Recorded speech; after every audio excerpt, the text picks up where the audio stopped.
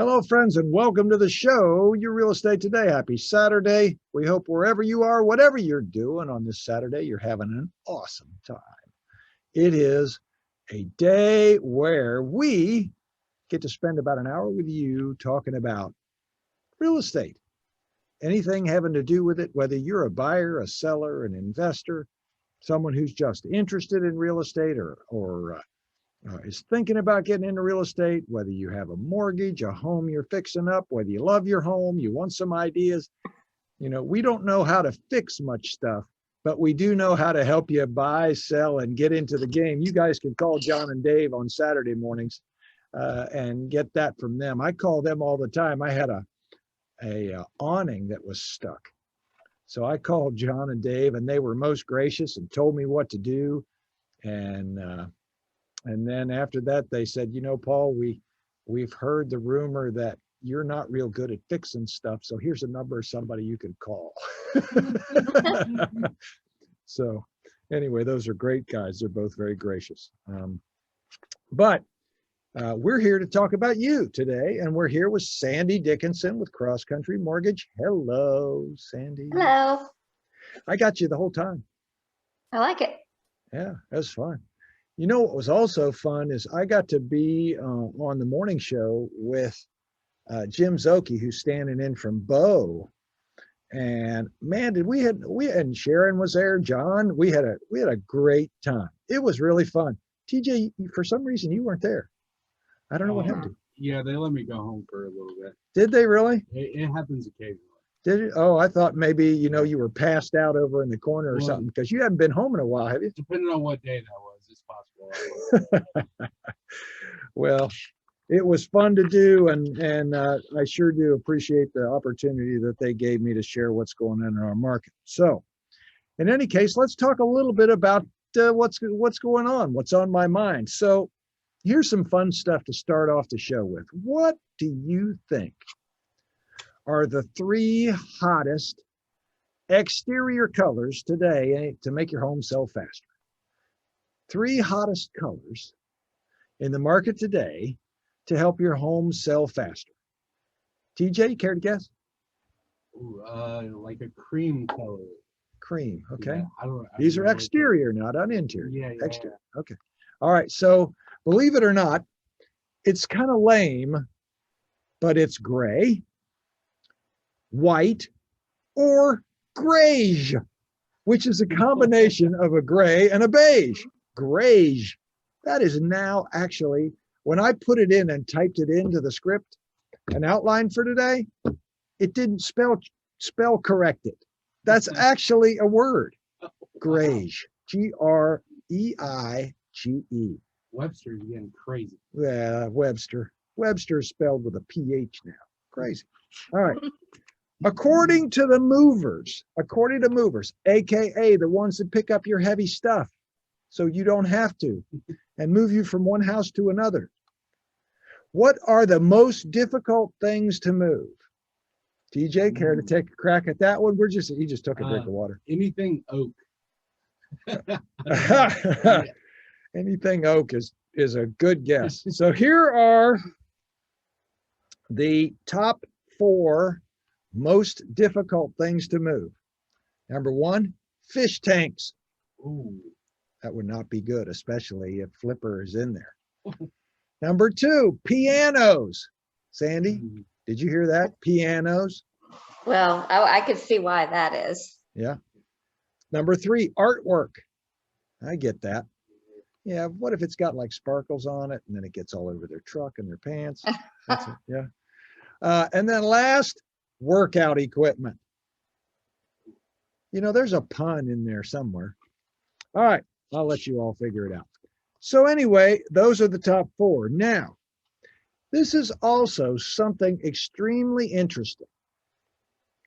They talked about car-dependent neighborhoods versus transit-accessible neighborhoods. Now, what's interesting about what they talked about is that pre-COVID, before the invention of COVID, there was a very different trend in the marketplace. So get this, and I'll kind of put this to you.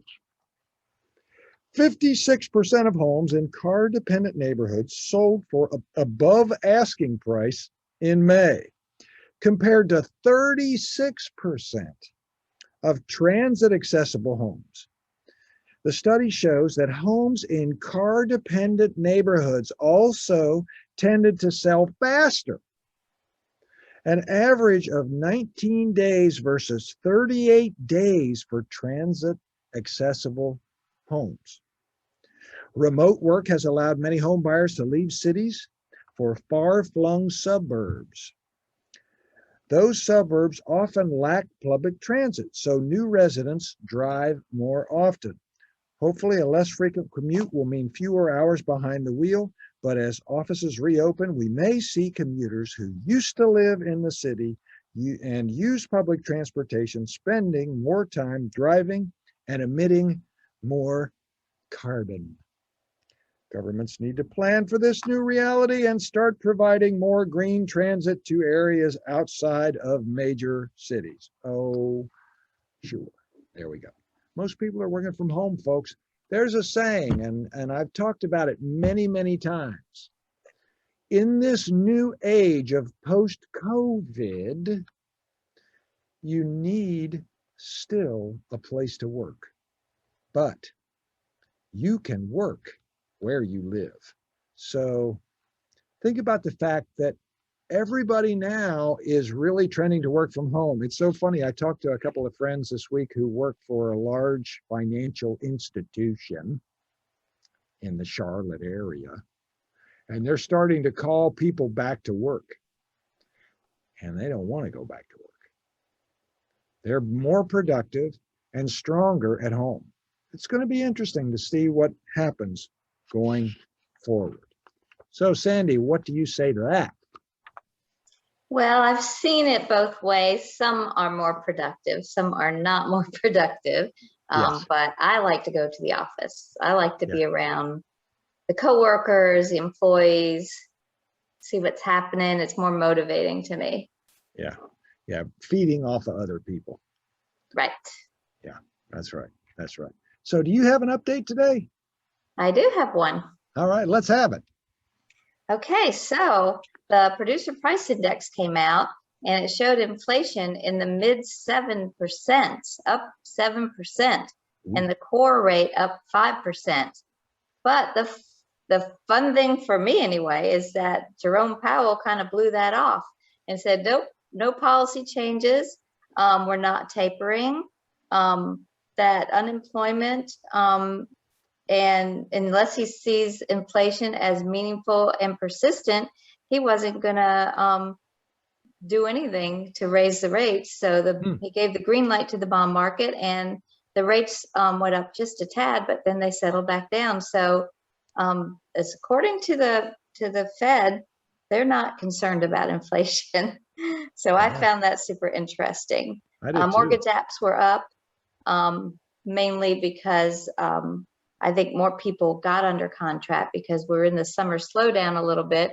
And so instead of having 74% of bidding wars, we're only at 65% in bidding wars. Awesome. I know. So the market anyway, is shifting. Not. Anyway, all that was super interesting to me. Rates are still nice and steady, and the market's good for the moment. So go buy a house. Yeah, go buy a house, and there's houses to buy. So let me just tell you after the break, Sandy, speaking of rates, we're going to talk about why can you see rates from one place be lower than rates in other places. And we're going to talk a little bit about that trend. We're also going to continue. I'm hoping to get through my top 20 investor list. I got through like 5 last time, so I'll recap the 5 and then I'll try to get a few in. I got a call like, Jameson, are you going to ever get through that daggone list? I want to hear what else you got. I'll do my best to do that. We're going to talk about types of loans, So much to talk about. The show Your Real Estate Today. Sandy Dickinson with Cross Country Mortgage. Myself, Paul Jameson with the Jameson family of companies. We'll be right back. News Talk 1110 99.3 WBT. Welcome back to the show Your Real Estate Today. Paul Jameson, your host here, owner of the Jameson Companies. I forgot to even say what I did in the last segment. Hello, I am Jameson Realty.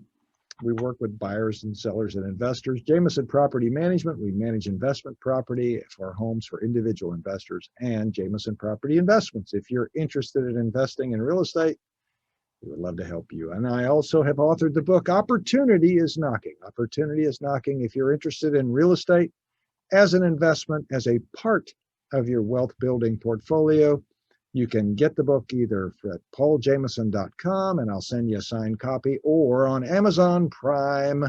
It's the same price, so you can choose either one. So excited that that book is out there. A lot of people read it during COVID. So it's kind of fun. Anyway, all right. So Sandy, at the break, we did a teaser. We basically said, why? Oh, why?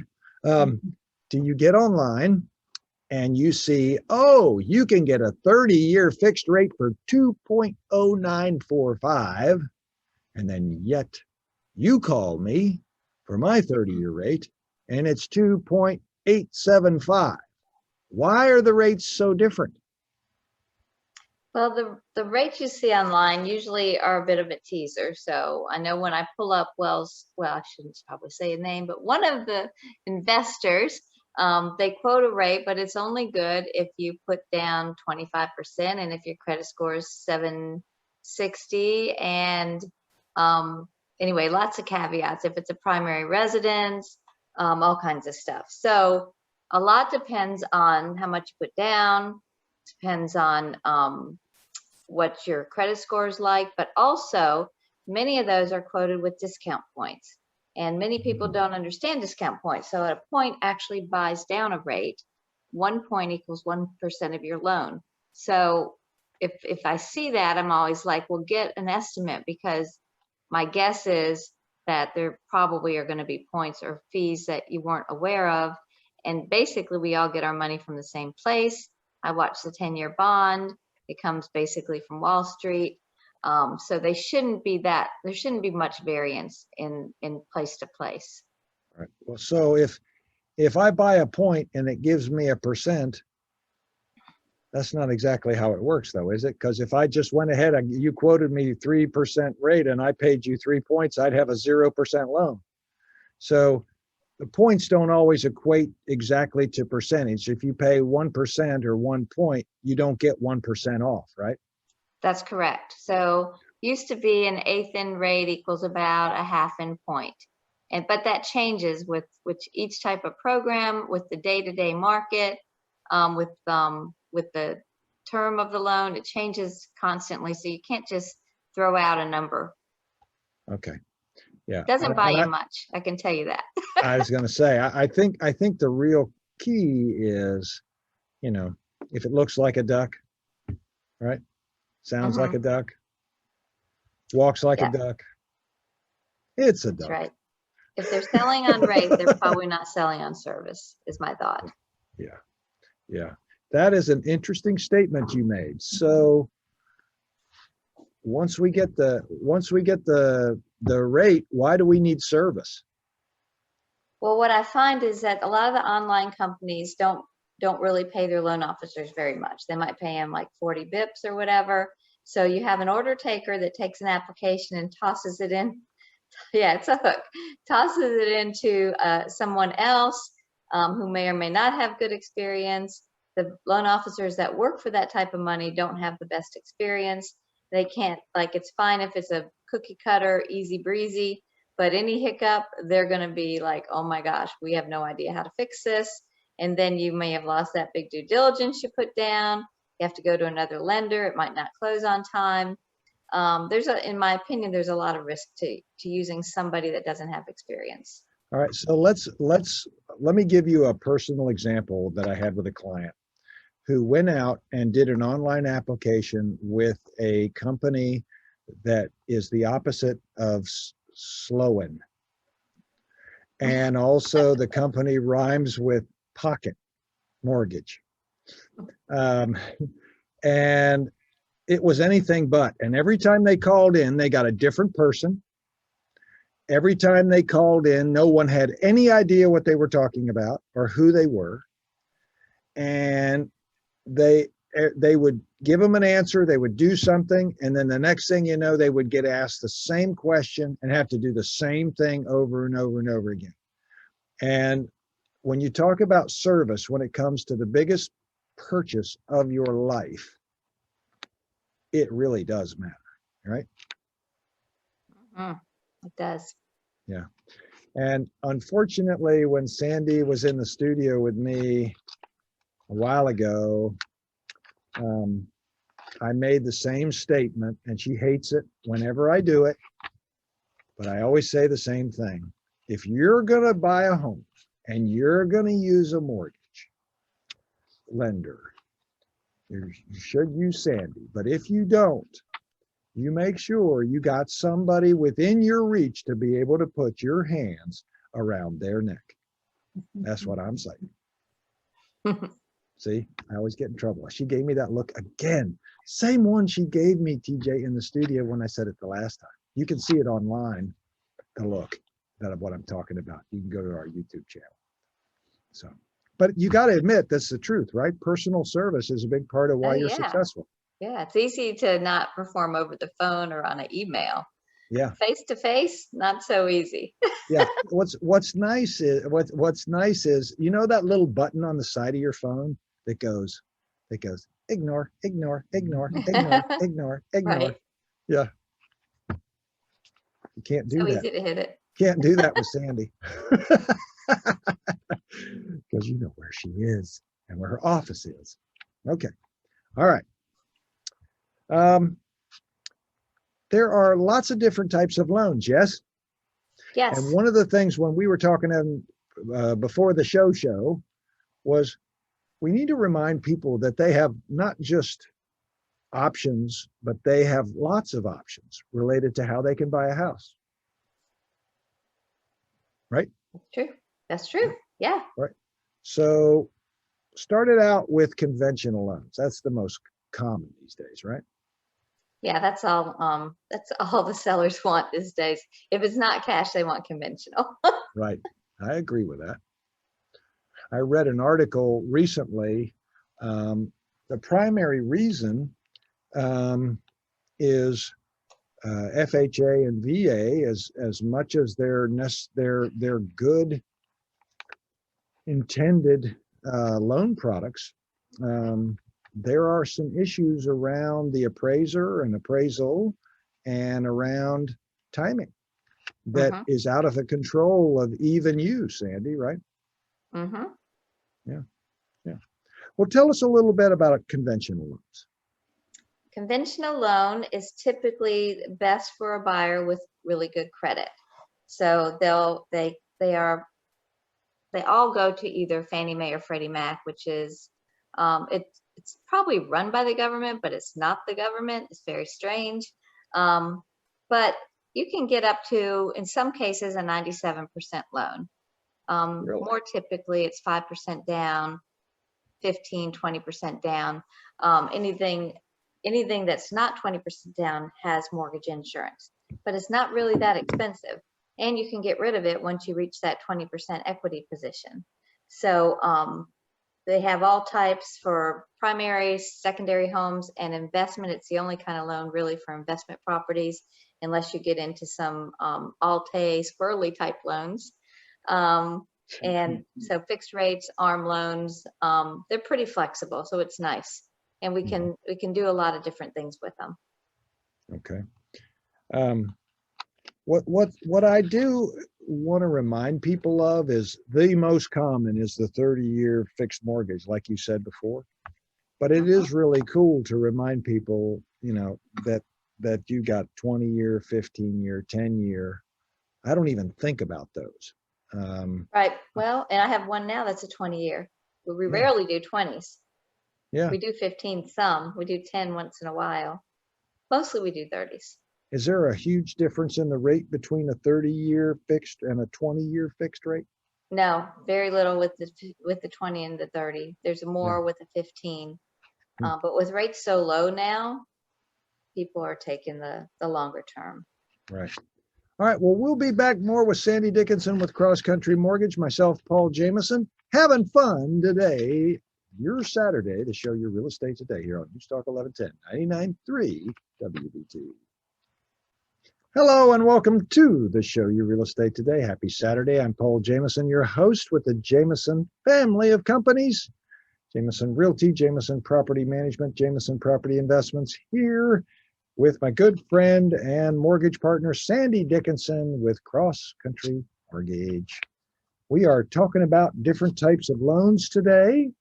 And we're also, I'm going to make an attempt, Sandy, to at least talk about a few of my top 20 investor tips. Now, I don't know how many times I've started this, and I'm not going to get through it today, probably, unless I just say nothing and just read what I've written down, which some of you may like for me to do, but sorry, not going to do it. The show Your Real Estate today, though, is about providing you information. So when we talked about investor tips, and if you're interested in investing in real estate as a part of your wealth portfolio, let me be clear. This is not an all or one scenario. You have to have investments in the market, I believe. You have to have cash. And I think real estate is a good mix to go along with those things that a financial advisor would put forth to you. I would say if your financial advisor does not understand real estate, that he should read my book. Anyway, so opportunity is knocking. So you can get him a copy. Maybe I'll give him a copy. All right. So first, start with one house. If you want to learn about this, start with one. Buy one. Number two, new construction. Great way to get into the investment market because it has lots of upgrowth depending on when you come into the neighborhood, and you got no repairs for the most part for the most of the next 5 years or so, as long as you got a good builder. So anyway, number three, and then I'm just recapping the ones I did get through. Dumpy and scary in many areas really means dumpy and scary. If it's dumpy and scary, it's going to be dumpy and scary. So don't buy dumpy and scary. Next, if you're going to buy an investment piece of real estate, you don't live in it. So don't make it like your home unless your home is in the same neighborhood per se. You want to make the home, remember, it's an investment. You want to make it appealing to a renter, most certainly, but it's got to line up with the rent you're going to get. It's an investment. So don't buy a piece of rental real estate and then put,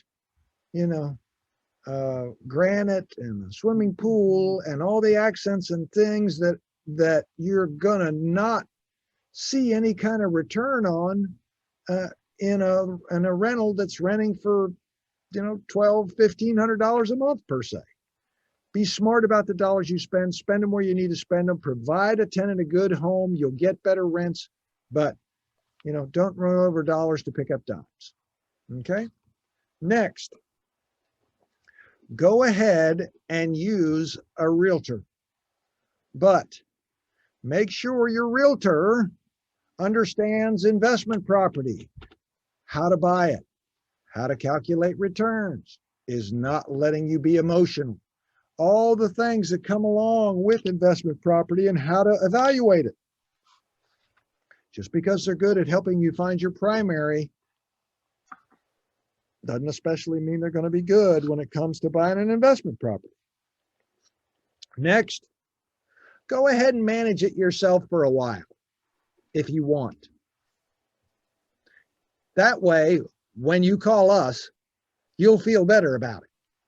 That first call you get at 2 a.m. to change a light bulb out on the front porch, or because they've flushed down Dora the Explorer into the toilet and they can't use it anymore, you'll get it. So many people I know have said, I got this. And then, man, especially the married ones, the husband will call and said, my wife said that she's no longer going to take any more calls from this tenant at 2 a.m. about something stupid. We take care of all that for you. That's what a property manager does. They actually, air quote, manage the property. Amazing. It's such a big thing. And we help you go to the mailbox, have a check in it, and to maintain the asset. All right, kind of like a fund manager, but not F-U-N fund, F-U-N-D, fund manager, right? Okay, next.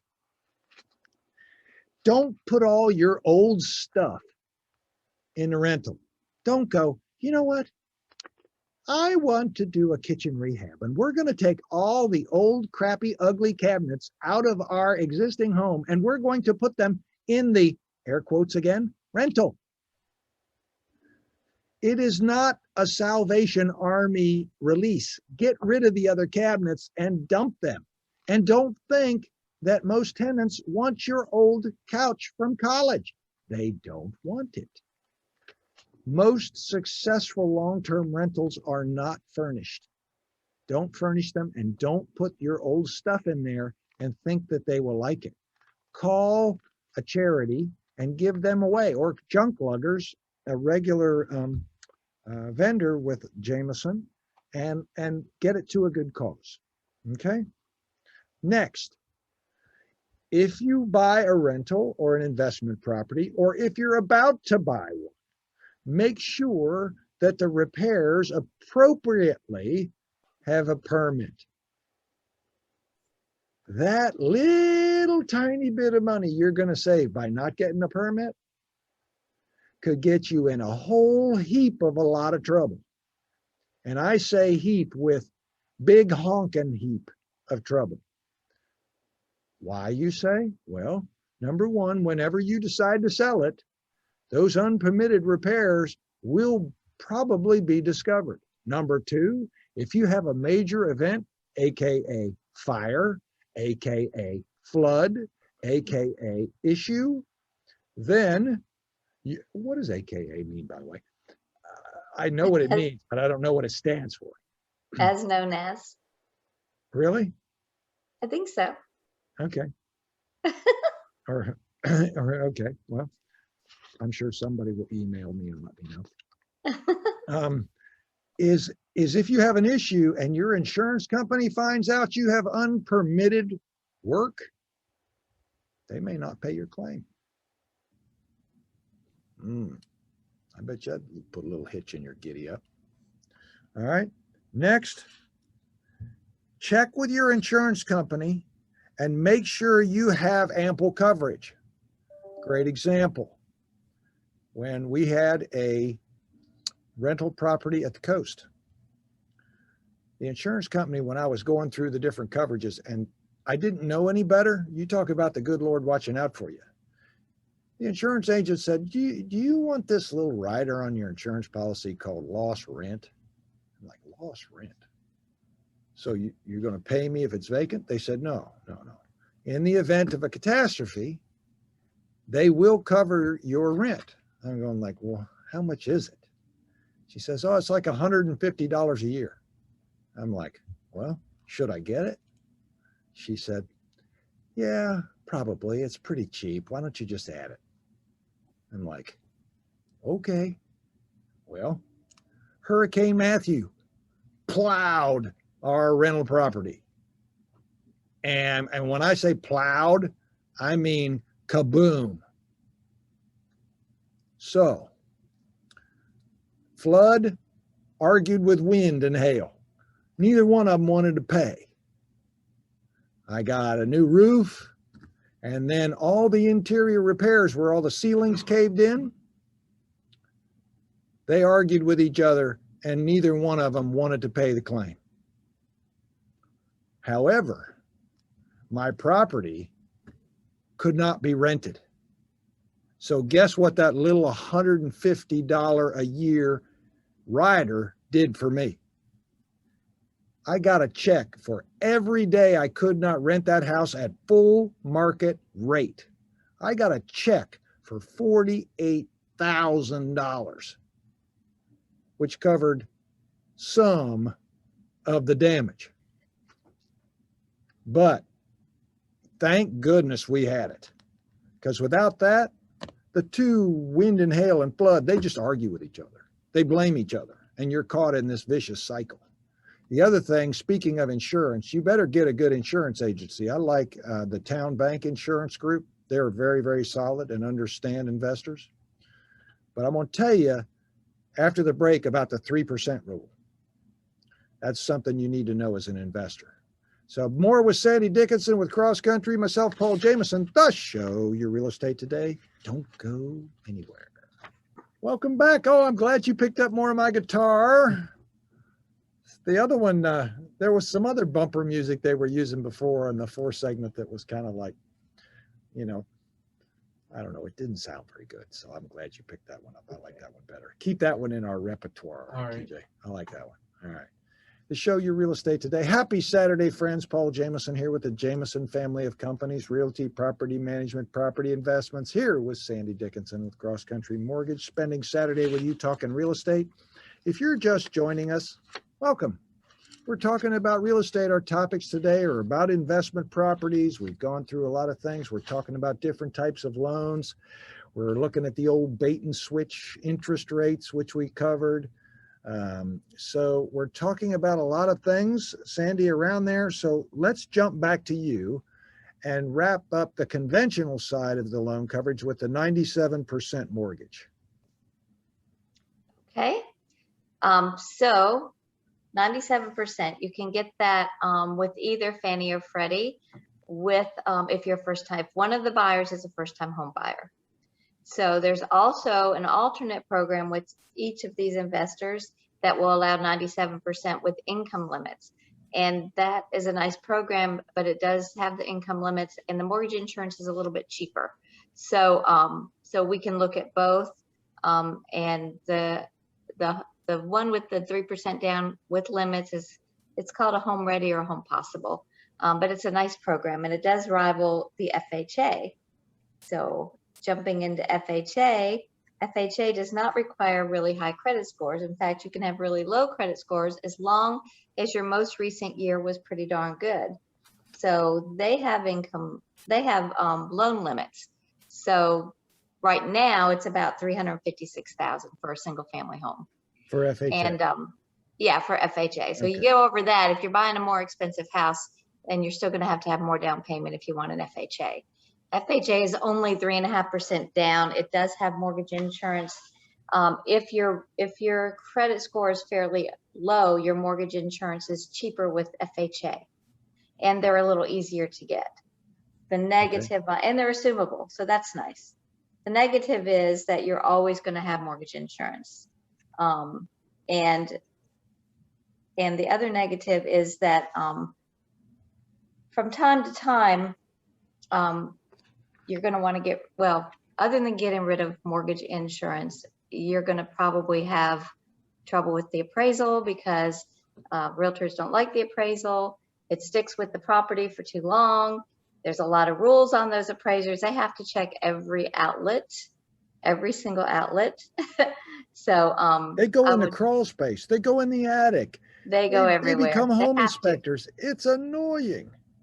They have lead-based paint is a huge issue. If there's any peeling paint, it's a nightmare because they have to get a lead-based professional out there to fix it. So they're good in a lot of situations, but right now everybody's living conventional. Yes. FHA has a renovation loan that's a really good one. So that's only 3.5% down. So you take your purchase price plus your renovations, 3.5% down. That's a pretty darn good deal.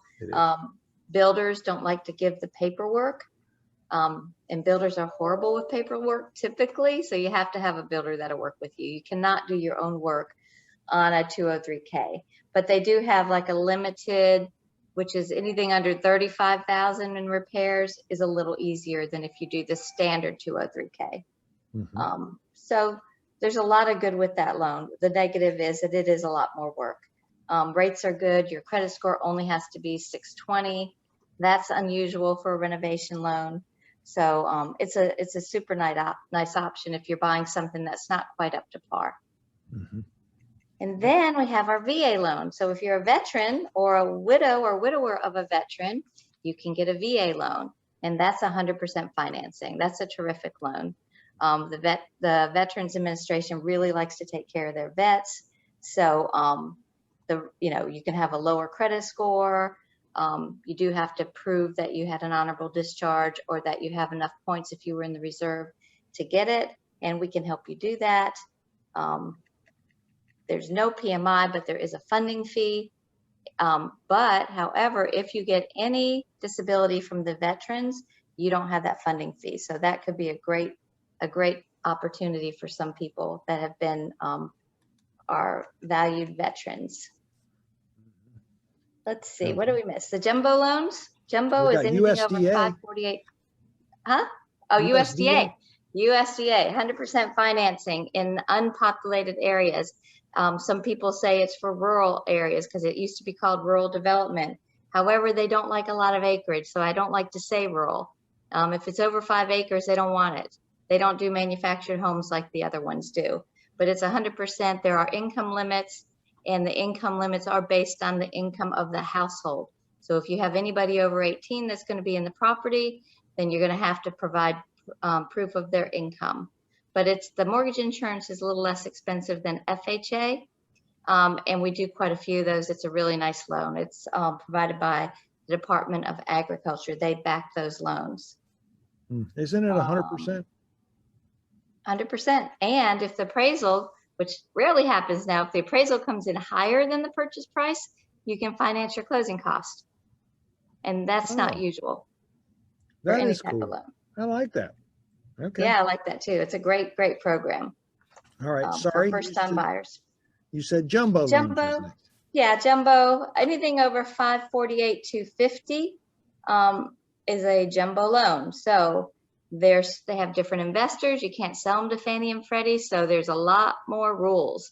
You have to have extra money, like reserves after closing, higher credit scores.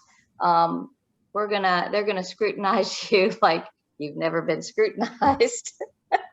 And anyway, they're not getting much easier. The rates are pretty decent on them as long as you have a high credit score, but you do have to have more down payment. Don't think you're going to get 100% or 5% down on a jumbo. You're probably going to need to put at least 15% down, probably 20. And a kidney. And a kidney and a blood sample. And a kidney. Sometimes they want both kidneys. Yes, they usually, sometimes they want 2 appraisals too. So, or a review appraisal. So it's a little bit longer of a process. I would hesitate for anyone to write a 21-day offer on a jumbo loan. Yeah, I would concur with that too. Absolutely. They take a lot of paper. Yes, if you're self-employed, they really do. Exactly. Right, Paul? Yep. Yeah. Yeah. All right. An ARM. The ARM loans. So we used to always do ARM loans, and we loved them. In fact, I used to wear a sticker that said, "Friends don't let friends do fixed rate mortgages." However, the market has changed, but the ARM loans are better than they used to be too. Thank goodness it wasn't a tattoo, huh? Yeah. Now they're more intermediate ARMs, which means they're fixed for 3, 5, or 7 years before they change, or even a 10-year. And if the rate's lower and you know you're not going to stay in the house that long, it's a really nice option. Yeah, a lot of people are starting to do those now. Do they have ARMs in the jumbo category? Yes, absolutely they do. Okay. Yeah. Just wondered. Is it less stringent? Yes. All right. So Sandy, if people are interested in buying a home and they need to start talking to you about mortgages, where do they go? They can call my mobile at 704-577-0144. 577-0144, Sandy Dickinson with Cross Country Mortgage. Now, I got through 9 of the 20. That's pretty good, considering that I'll probably take 3 shows to finish this, and I hope it's beneficial to those that are listening. But if you're out there and you're interested in selling right now, I'd love to talk with you. And really what you need to know is what's going on in the market, what's really driving things, what experiences you're going to have if you do put your home on the market. And then the biggest question I get is, well, if we sell, where do we go? And we help you through that process to monopolize on selling your home as well as helping you find another. So if you're interested in that, we'd love to talk to you at 846-DONE, 846-3663, or you can email us at myjamisonhomes.com. And you want to reach me, it's Paul at myjamisonhomes.com. Thank you all. Thank you, Sandy. Appreciate your input today. Enjoyed it. All right. And we'll talk to you all next week. Give us a call and have a happy Saturday. We'll talk to you next week. The radio station, News Talk 1110, 99.3 WBT. God bless.